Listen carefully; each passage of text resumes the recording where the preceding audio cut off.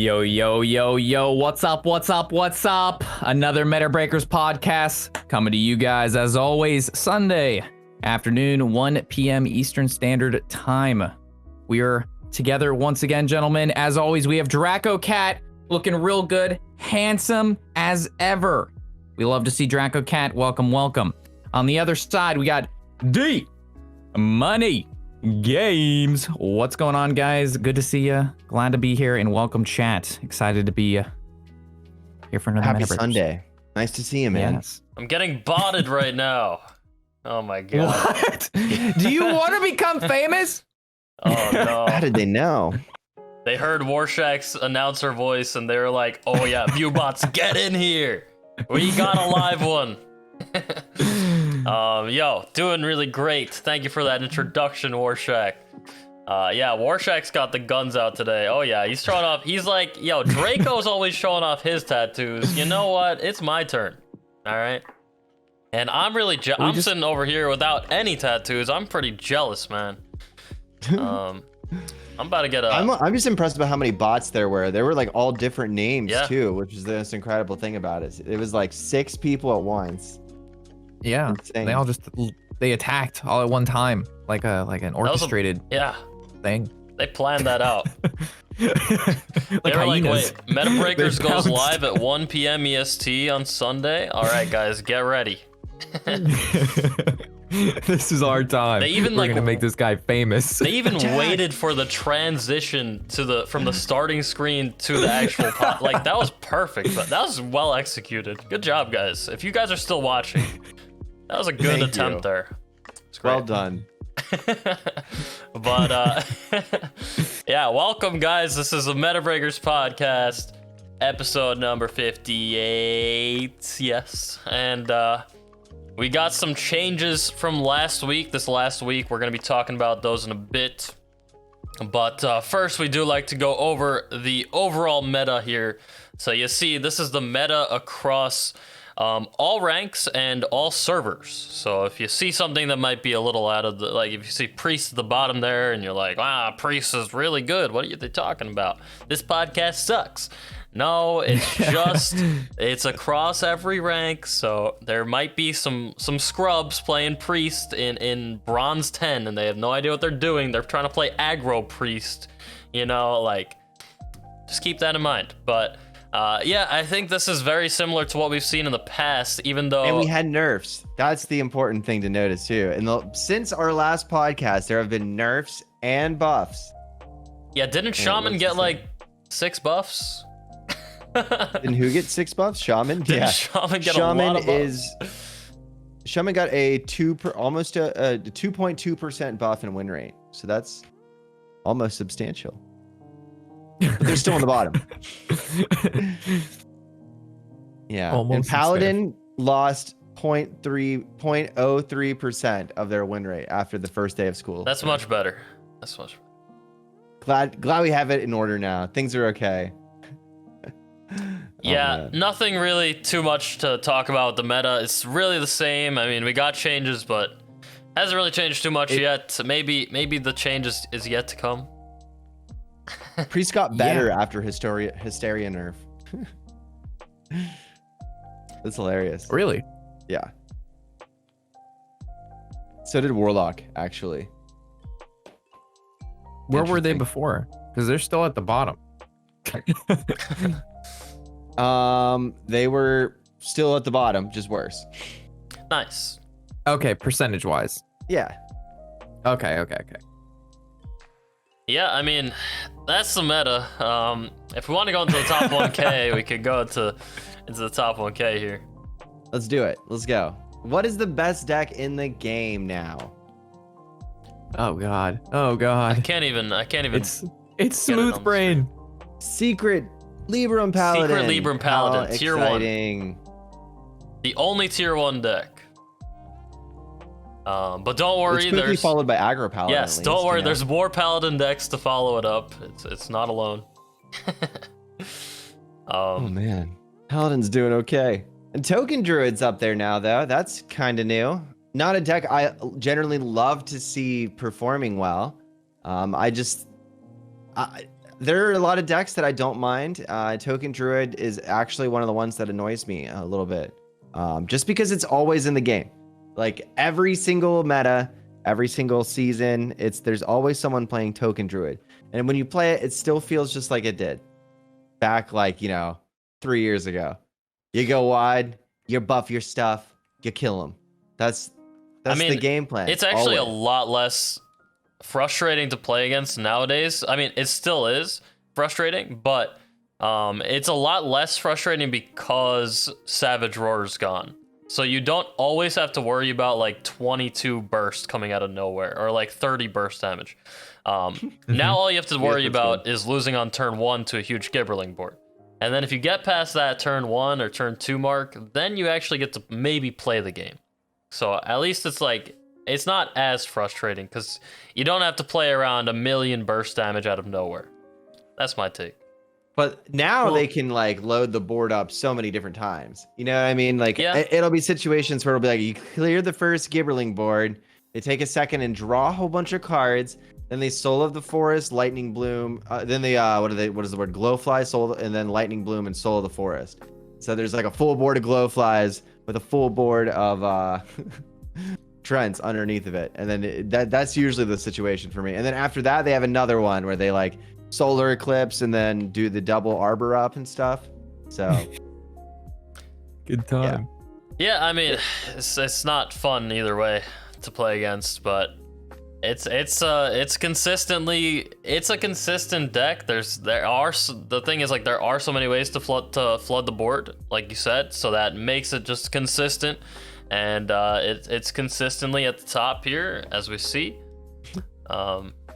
Got some rogue decks in there as well. I think rogue is very, very good too. Got some priest decks. I mean, a lot of classes are actually represented, but the game still feels like it sucks. Primordial Druid, that's really new to be up here. Yeah. Interesting. New to be up here, yes. New deck in the game, no. Yeah, it's we've seen this for so long now. Just regular ramp druid, and then you play clowns. We've seen this for so long. Ever since clown was released, or even before that with just survival of the fittest being released. This has been a thing forever, and it's just the same stuff. It's gotten more and more juice, so now it's even more annoying to play against because they just when it's basically high roll meta. If you high roll, then it's very hard to beat any of these decks. Yeah, that Primordial deck makes me so mad as a Demon Hunter player. It's just really hard to deal with. The turn 6, they play the 6/6 and then summon a Deathwing because they drew their survival or something, and then I have no way of dealing with that, ever. So it's always horrible. That deck makes me cry. So. And then the N'Zoth moving from 10 mana to 9 mana, if they're doing that, they actually get a less of a chance to get a shitty 10 mana card, right? Because he's out of the pool. So they just have a higher chance to hit a better 10 drop with the N'Zoth buff. That's true. Which is, cool. I didn't even think about that until right now. So that's an interesting point right there. Mm-hmm. That Yeah, N'Zoth makes the 10 drop pool better. Yeah. And then also resizing pouch. I've seen some people running resizing pouches in their priest decks and in other decks, because if you resizing pouch on 10 mana, your chance to hit N'Zoth is 1 out of 7 or something like that. You have a very high chance to hit N'Zoth. So interesting. I've never seen that, but that's really, that is a actual cool. That's a cool card to run for that reason, yeah. And that could do some pretty crazy things in that deck, especially. And the Primordial Protector is an elemental itself, so yeah, that's pretty cool. Yeah. But yeah, Rob is talking about some changes here, and you might be like, what? N'Zoth 9 mana? Boom. What? Here are some changes here. I can't fit really everything on the screen at once. There's a lot, but we can kind of go over them a little bit. We don't have to go too in depth here, but one of them was impactful to the game. What? You said to a one? degree. That would probably be the Crab Rider buff or the nerf, right? Because the refreshing spring water didn't change much. The first day of school didn't change much. Hysteria didn't change much. The Mancrick is still boss, but Crab Rider is not stealing games now. So yeah, the Crab Rider change. I mean, people still run Crab Rider in Rush Warrior. And it still seems fine. Like it's definitely not as good. I mean, Crab Rider wasn't really as much of a problem in Rush Warrior. It was mainly Paladin because they can buff things a lot more easily. Like Rush Warrior can buff things, but it's different. You don't really buff, like if Crab Rider's in your hand at the beginning of the game, you're not really and if they play a Crab Rider out as a 1/4, it's not like you don't have a problem at all. But if a Paladin was to just play it out on turn 2, then it would be, or even turn 1, then they could just buff it so easily. Like the thing is, like once a minion's on the board as a Rush Warrior, like they can't buff it. Yeah, they can. How are they buffing it? Ronka.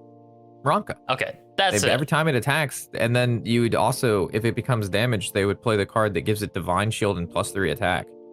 Yeah, there's. I think it was the armor. Is that called? Shield of Honor. It's like the Shield of Honor. Yes, that's it. Yeah, and I think they were good in both Rush Warrior and Paladin.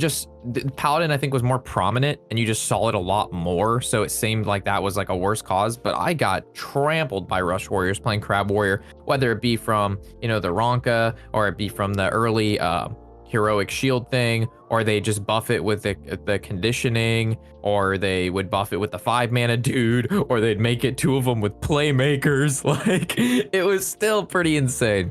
Like yes, I would say in both good. decks, it was a heavy hitter. It was good, but it wasn't.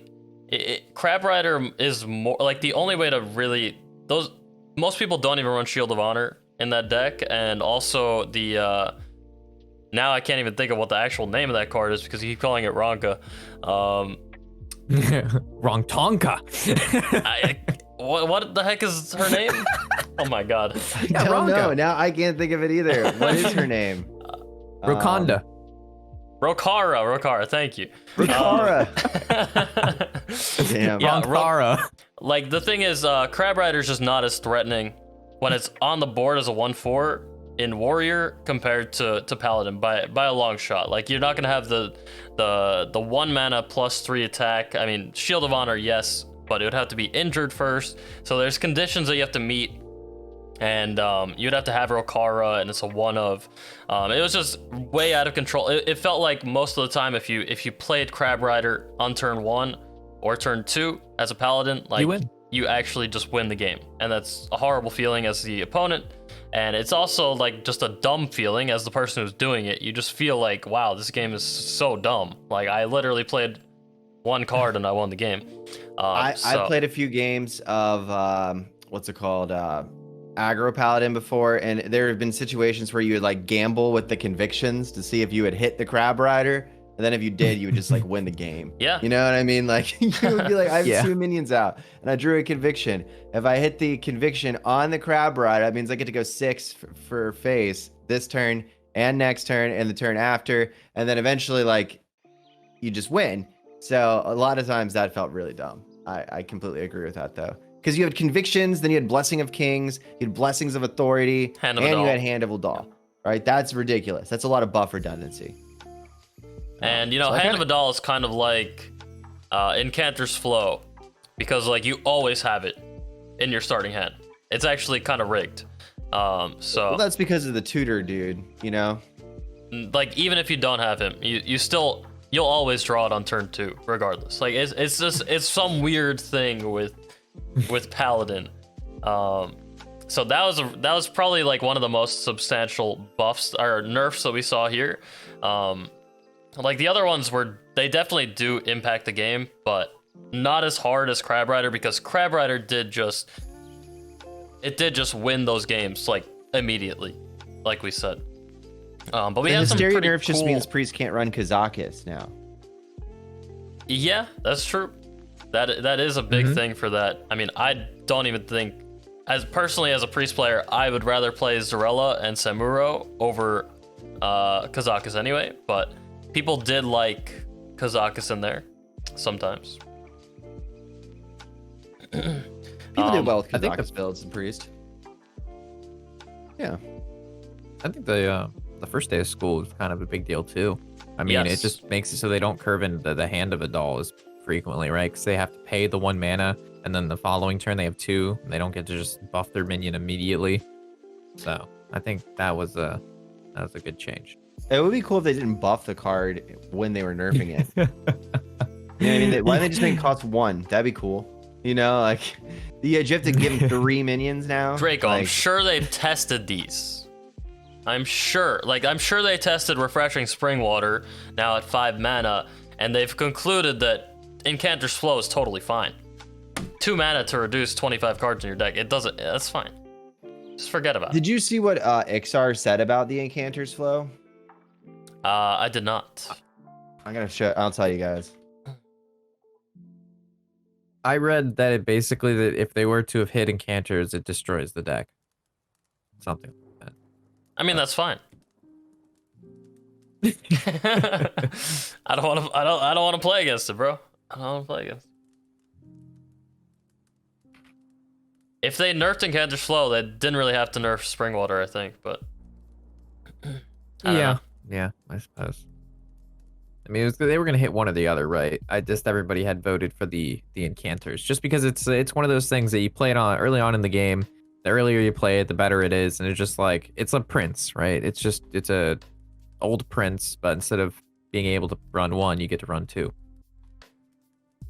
Yeah, it's pretty ridiculous. You kind of feel like the game's over most of the time when they play Incanter's Flow back to back at the beginning of the game. It kind of feels hopeless, but Canters, Apexis, Mask, Fireball, GG. Okay, and I while they're found doing it. that, they're also drawing. He said a change to Incanter's Flow would have been more impactful, and given that the deck was already only borderline powerful, we opted to make the less aggressive change. It's worth noting that you should only make a balance change if you believe that the resulting meta is more enjoyable. In this case, we didn't think changing flow would have made a net positive effect. well, they need to. I don't know.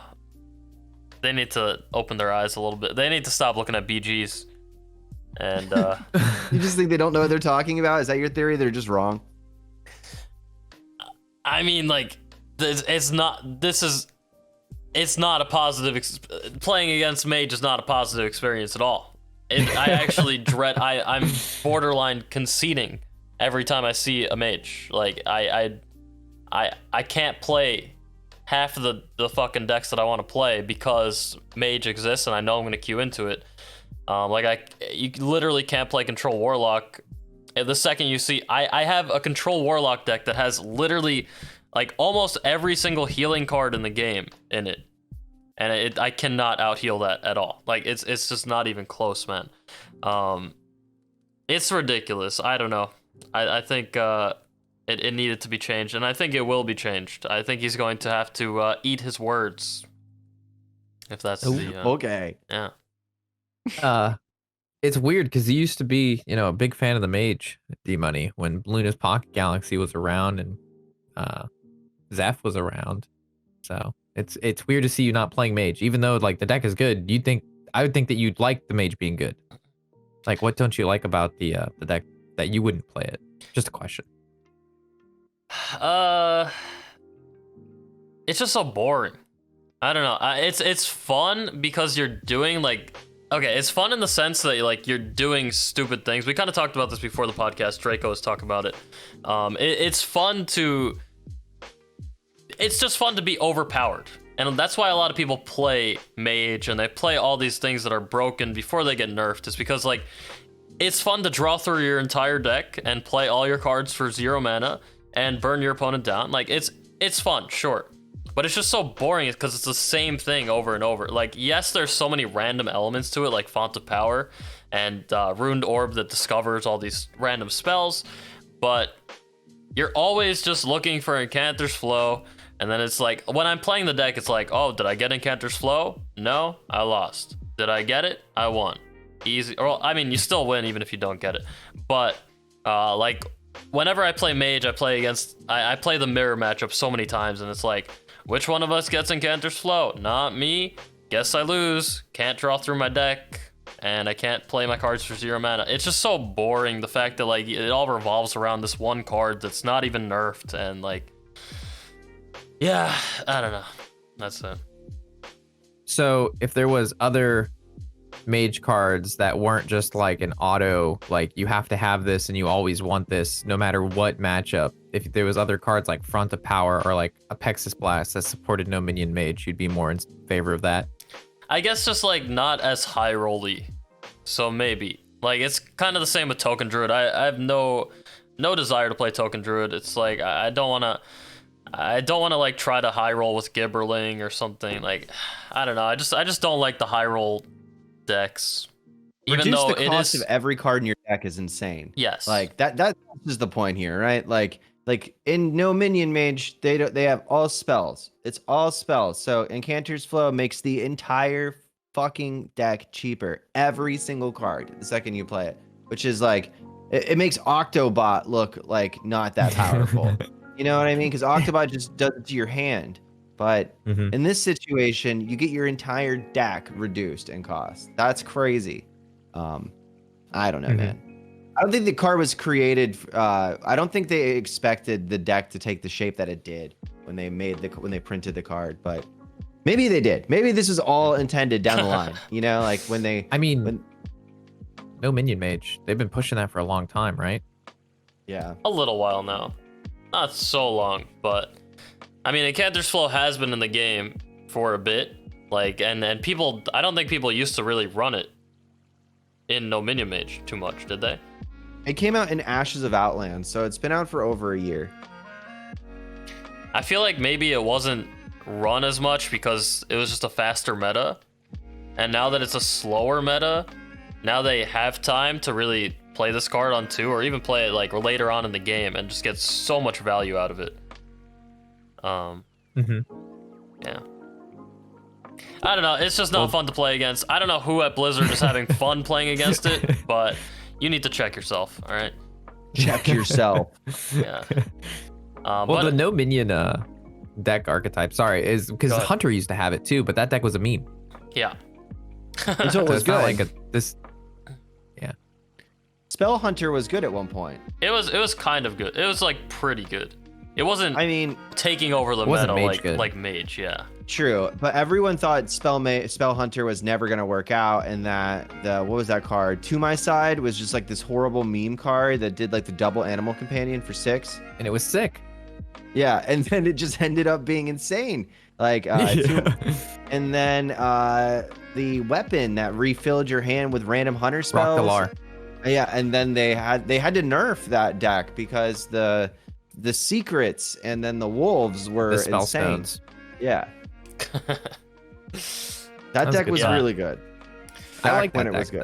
That was a fun experience. That was fun. Yeah. Rock Dalar was very fun. And then and they came out with Zul'jin and Rastakhan, where you would replay every single card you played in the game once. You know. That's when it got less fun because then it was stupid. Nuts. Yeah. You're bringing back good Hearthstone memories. Stop doing this. There's only bad ones from now on. No, the good Hearthstone memories were Deathstalker Rexar. Everybody knows that. Oh my God, no. All right, we're moving on. That was terrible. Build-A-Bear Workshop was the worst part of Hearthstone. Workshop. I hated that card. That was like the only hunter, besides Rock Dalar kind of thing. That was like the only hunter thing that I thought was cool. What made that card stupid was when they printed the Lifesteal Rush minion in Witchwood. Yes. You know, because like then you could rush and heal as hunter. Like in the middle of a game, and that's not fair. You know, same thing with like the poisonous, the bloated bat or whatever. The bat poisonous one that blew up and would clear the board too, for like 5 mana. Yeah, but we could talk about the past all day. Let's keep going through. So we got some buffs here. I think this Dark Inquisitor Zanish buff is actually super impactful. Because Zanish used to not even reduce the cost of cards in your hand at all, really. I don't think it did. I mean, it says in your hand and deck, but I don't even think it used to do that. Right? No, it did. It did. It did in hand and deck. It just wouldn't do your corrupted one. So if you had already corrupted, it would not reduce those, but now it does.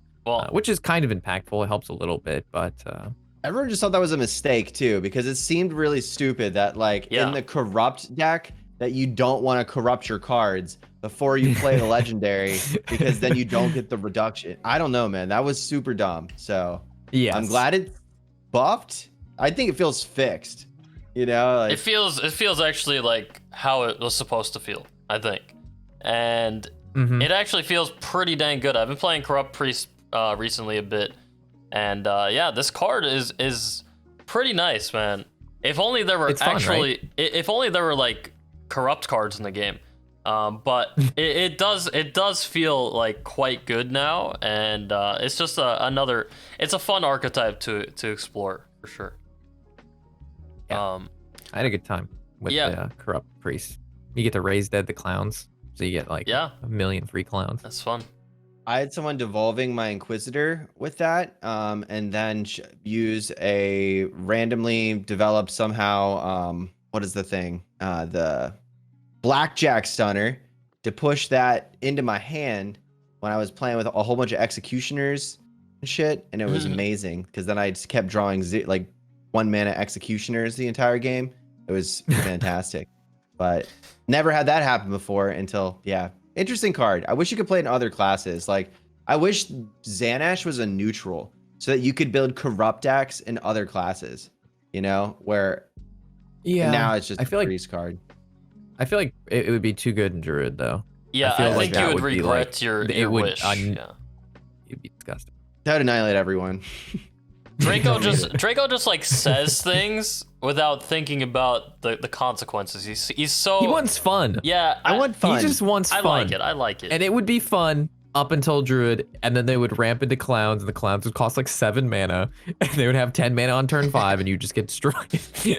I wish everyone had access to Xanash other than Druid. Yeah, that's okay.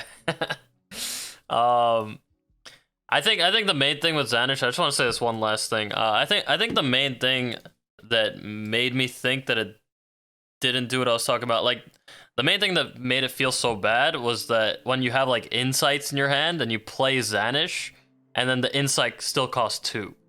That was like the main. That's like a big impact for me. Because like when you play it, it also corrupts the cards that are lower than 5 costs, and that's like the main card that you run that's less than 5 costs. So that's the main thing that I think I've noticed the most. But that's a good takeaway. We do see quite a few Shaman buffs here, and Shaman is still very low on the totem pole. Some of them just seem so random. Like, why would you buff Unbound Elemental with 1 attack? That card has been in the game for so long, and there were so many reasons that it doesn't see play, and it's not even close. It's not because no one ever thinks. It's not because of it not being a 3 attack too. That's not the reason. It doesn't fix the problem with why people want to play Unbound Elemental. It just is completely. It does nothing. I don't Okay, yeah. Sorry. I like the card. I love it. I love Unbound Elemental. I've loved it forever. And I've tried to make it good forever. And it's never been good. And it's still not good. It's good for me. I like it. No, you don't. Yes, I do. I've played in my Elemental Shaman. It's very good. You don't even Tidal like Surge it is a little bit more reasonable now. Because it was just bad before. Yeah, so Tidal Surge, that is like the one change that I think actually makes a difference in Shaman. I've been playing Control Cthulhu Shaman recently. And do you have Moargs? I do have Moargs in there because of your suggestion, Draco, and they have been insanely good. So you use Tidal Surge with the Moarg for an 8 mana removal and heal? Tidal Surge or any of like the board clears as well. I do run a Lightning Storm in there. I run 2 Dunk Tanks as well.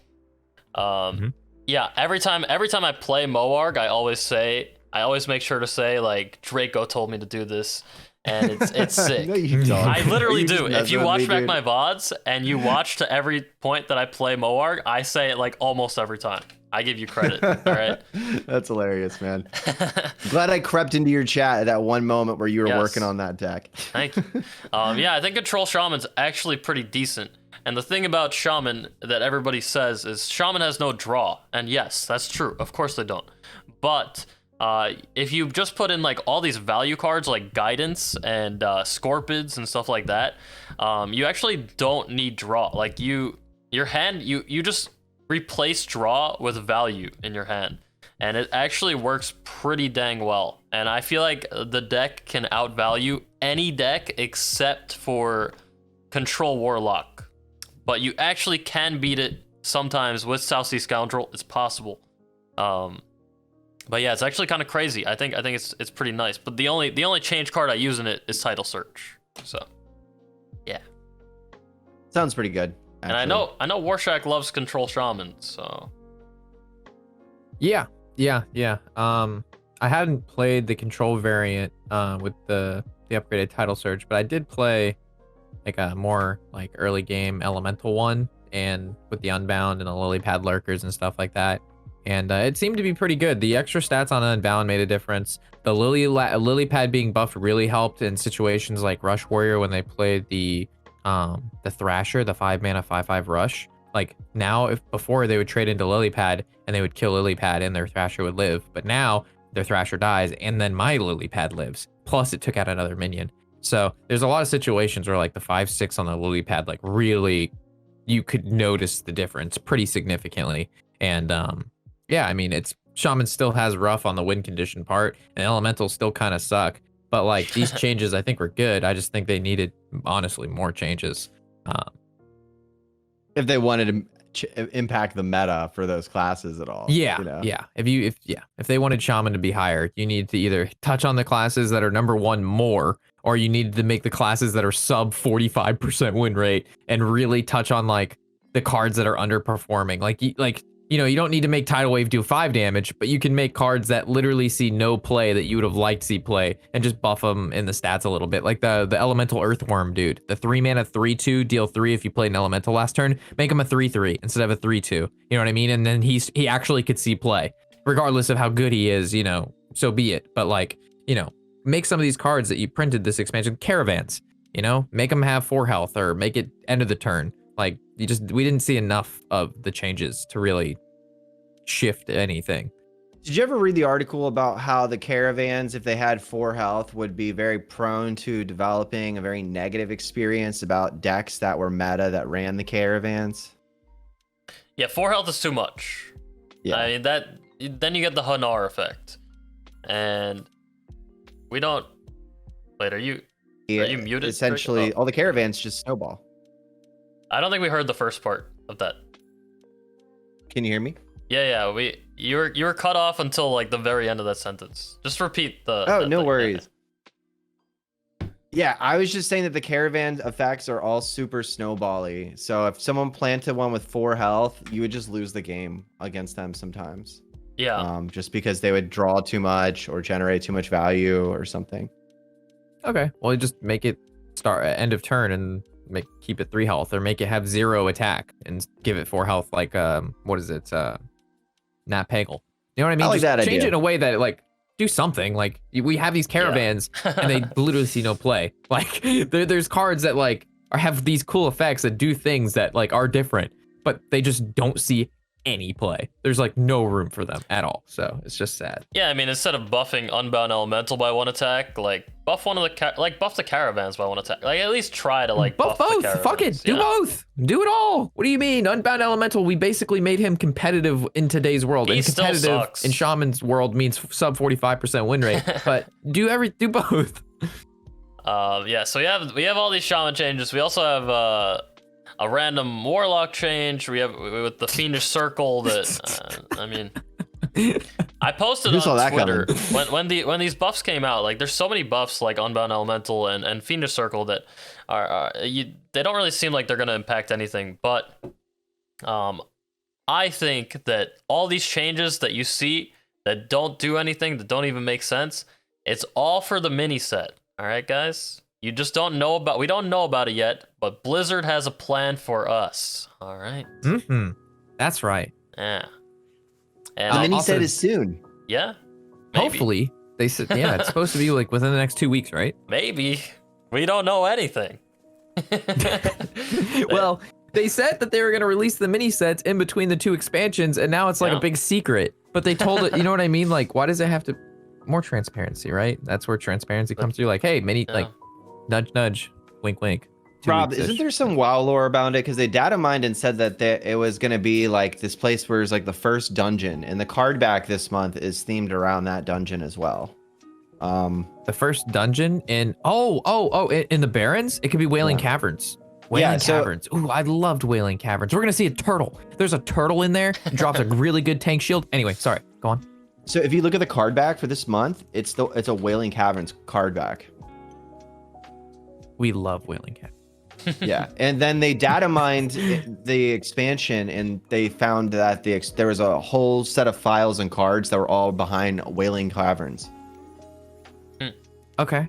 So I think that's what it is. That's all I'm saying. I'm pretty sure that is what the mini set is. That's all themed Warshack around. needs. All right. Now he's already theory crafted like 6 cards already in his head. You see him. I've got cards. I got cards in my head. Yeah. We're brewing. We're gonna see. There is murlocs in that dungeon. There is turtles. There is snakes. There are boars. There's a big tar lurker ass looking guy. This is good stuff. Yeah, I mean, Warshack does call some things. He's called some things recently. He also did make a video on his predictions for buffs and nerfs, and I think you got some of them right? I remember this dungeon. Yes. Hysteria, Dark Inquisitor, Tidal Wave, Lily Pad, Shield Maiden, the Whirling Combatant. That's a lot. Dark of Chaos. Crab Rider. That's a lot. You should be very proud of yourself there. I did not. The N'Zoth came out of nowhere, and the Fiendish Circle came out of nowhere. So. I mean, if you could predict Fiendish Circle, then I don't know. I wouldn't even. Like, I wouldn't even want you to predict that one correctly. Like, you got me fucked up with that one. Is Wailing Caverns where they have that crazy murloc called Mutanus the Devourer? I believe that is the last one that you do a summoning circle ritual to get to. I believe so. I bet that's gonna be a legendary for the set. I just imagine the crazy murloc. Well, it's funny because we had Mutanus. Yep, that's him. Another card with anus in it. Let's go. Let's go. We need more anus cards in Hearthstone. Since Varanus rotated, we need Mutanus. I know Dexter will love that as well. I know he loves to say anus. So. Side note.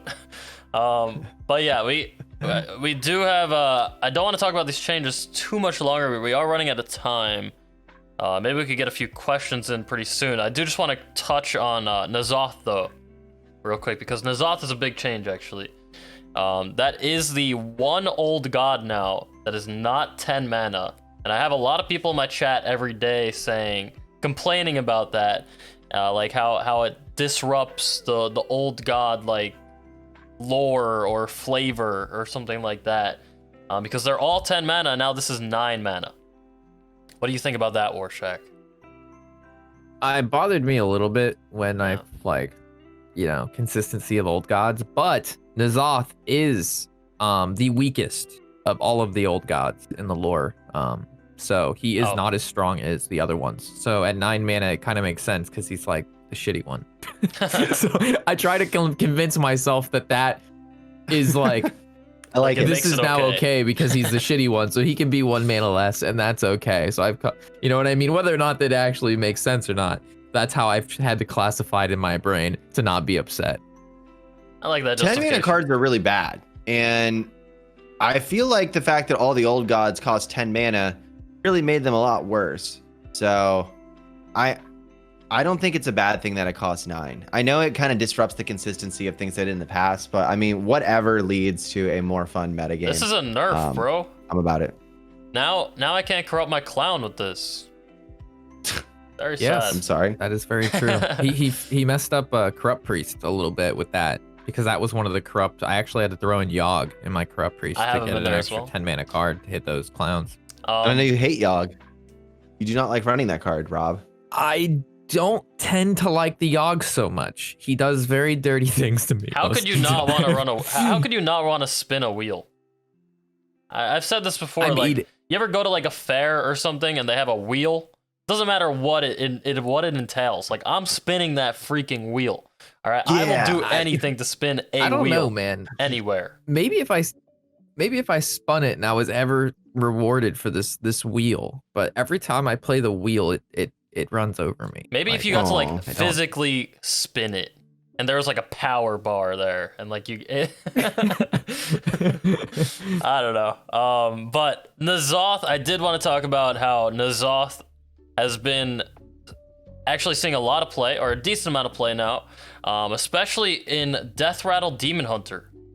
And we have our Demon Hunter extraordinaire here, DracoCatt. So how are you feeling about that? The deck actually seems pretty strong to me. I don't know. It's pretty cool. I mean, it's very draw dependent. You know what I mean? Like, you're running all these gigantic cards and then hoping you don't draw them before you draw your skulls, and that you get your early game instead of your late game. So I don't generally love decks that are like, you could just have like a horrible mulligan and then you lose the game. So I'm not personally the biggest fan of the N'Zoth Demon Hunter decks. I feel like if you want to win, you should just play a Demon Hunter deck without N'Zoth that's built well. You know what I mean? But I know some people have had a lot of success with N'Zoth, and a lot of people have also came and told me about one specific interaction that I was aware of from the get-go. But I'm just gonna give you guys all a shout out. If you play Wand Makers and you get Demon Companion, and you play Demon Companion, then it's likely that when you play N'Zoth, you don't always get the Inquisitor as your demon, because Demon Companion also summons a demon. So if you think you're gonna need to summon an Inquisitor off of your N'Zoth to win the game, don't play the Demon Companion. Just don't do it. That's like, if you have the Demon Companion in your hand, just don't play it. Or don't play Wand Maker. What's that? Yeah, still play Wand Maker. Just don't play the Demon Companion, because the shit you get off a Wand Maker really helps you with the redundancy of the horrible positioning of your hand, because Illidari studies can come off of your Wand Maker, which means if you did draw your N'Zoth early in the game, then you could still skull or something like that.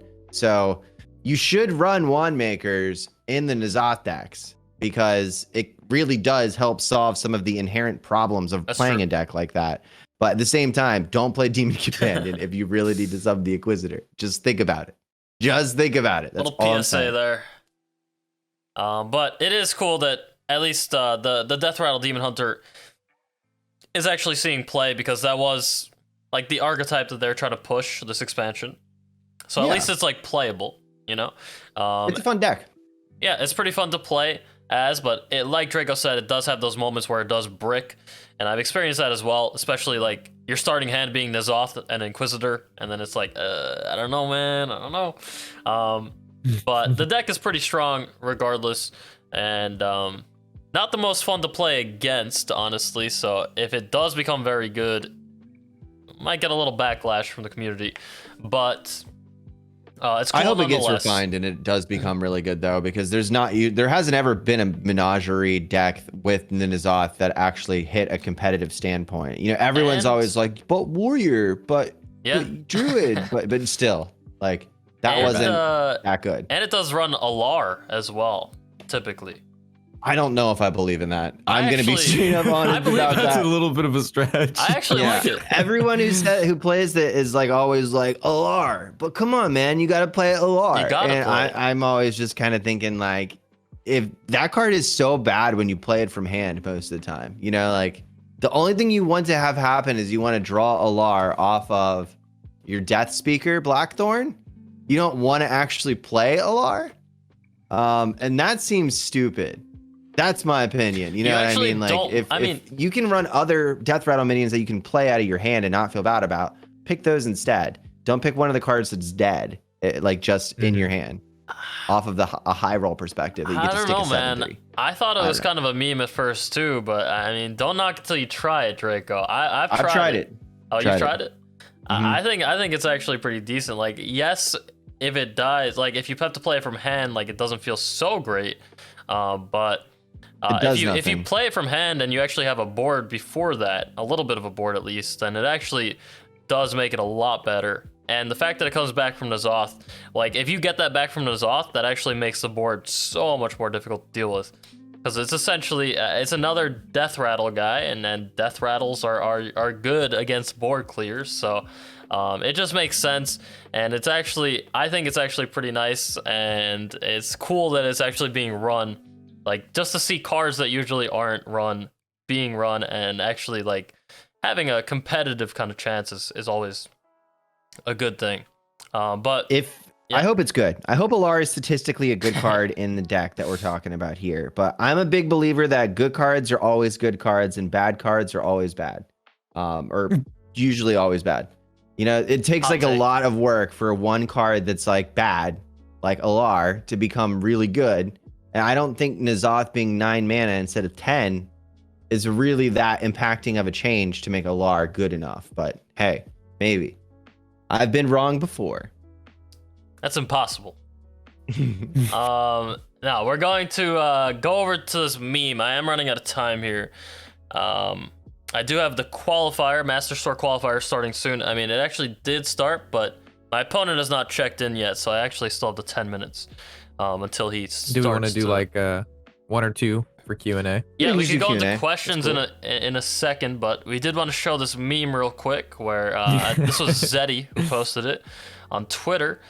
So this is the meta before the patch right here, and then this is the meta after the patch right here, and then there's a little office meme here that says they're the same picture, and it's Pam, and they are very close to the same picture. Yes, hilarious.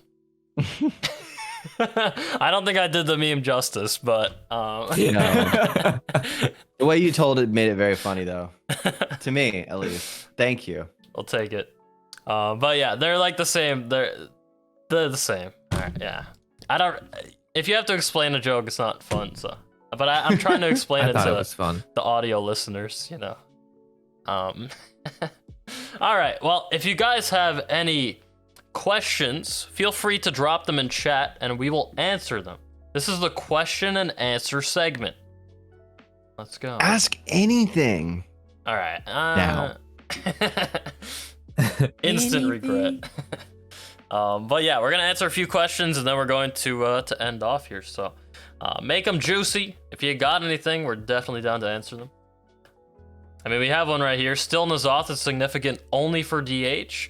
I don't think so. I mean, for now, maybe, but I don't think people have really fully explored the options with N'Zoth, because there's a lot of different things that you could do with that, and you don't even have to run so many different types and have it still be like pretty good. I mean, I run it in my Corrupt Priest, and there's Draconic Studies, there's the Light Shower Elemental, there's some other thing that I can't think of right now, the corrupted the elephant guy, and just those 3 alone are pretty.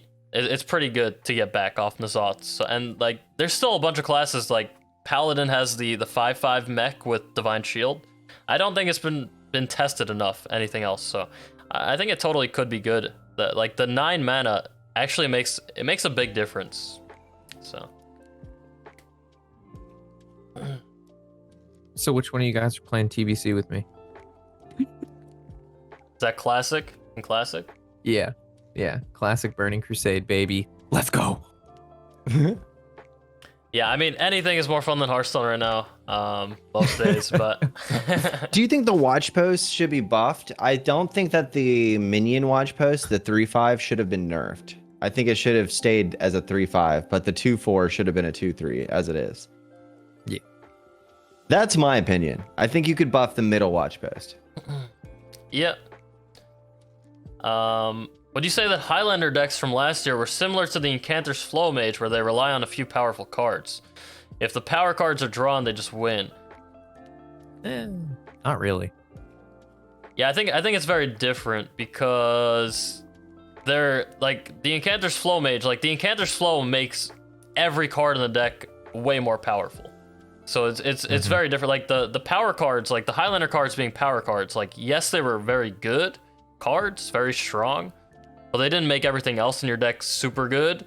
And also, like, just drawing like a Zephyrus doesn't win you the game on its own.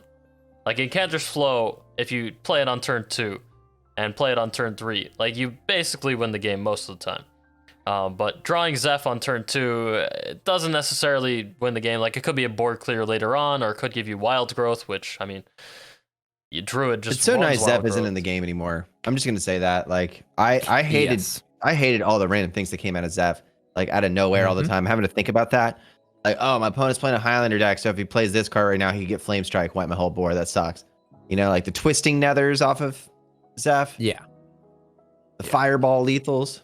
Yeah, fuck Zeph. He was cool in the sense of like seeing him a little bit. Like he brought about a bunch of archetypes. You know, you could play Highlander and then just like put him in like a bunch of different classes. But like after a while, he just got very old because the decks he was really good in, like Mage, it was very obnoxious, and Priest with Raised Dead. So I can't that relate. was ridiculous.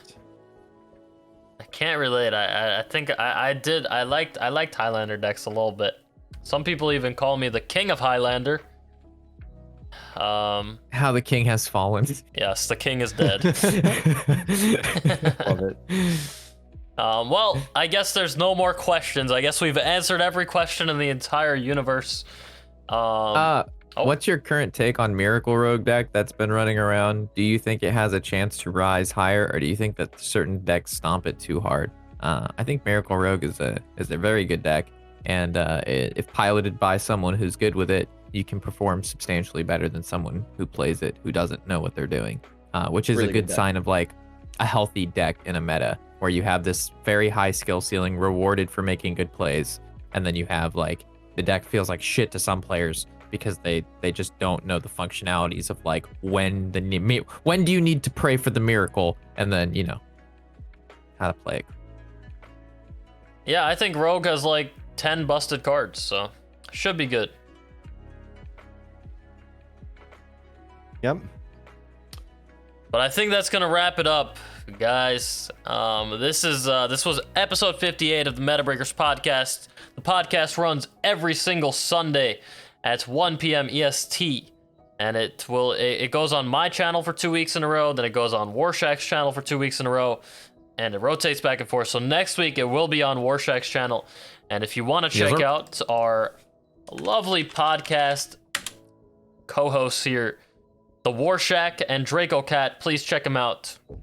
They're in the chat right there. Their channels, fantastic streamers and personalities and friends as well, you know. Thank you. Yeah. You have a great day, man. Best of luck in the qualifiers. Yeah, thanks for having me.